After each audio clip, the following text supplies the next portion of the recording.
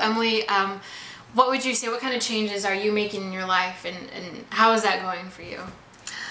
Man, it's going so well. And I think the biggest change, it kind of started probably a month ago when we decided to do something called the Whole30, and it's this very strict regime where you don't eat anything good, basically.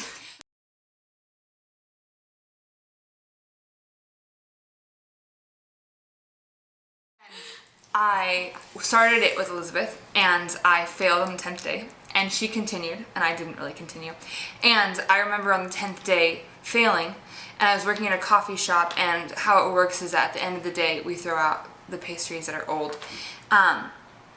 And I also get a free drink. And so I had a free drink at the coffee shop, and then I had a pastry, which was before closing. So basically, I took a pastry that would have been thrown away because we had like 5 or 6 left over, but before it was closing, and so it was technically not mine yet to take.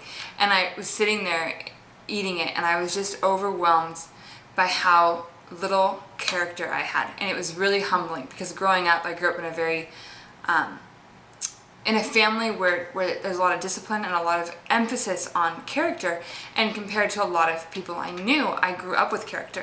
And so this revelation of the lack of character in my life was so really, it was frightening. I was like, I am so terrible.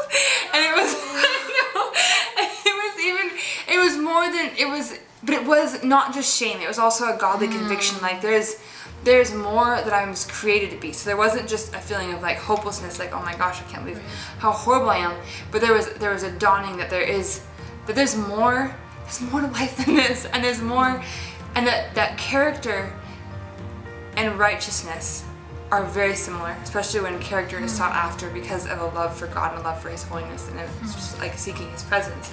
And so with that in mind, it really started there. And then for me, because I struggled with eating disorders, and that's the area where I lack the most character, it's really come out in some really beautiful ways. Yeah. It's character development.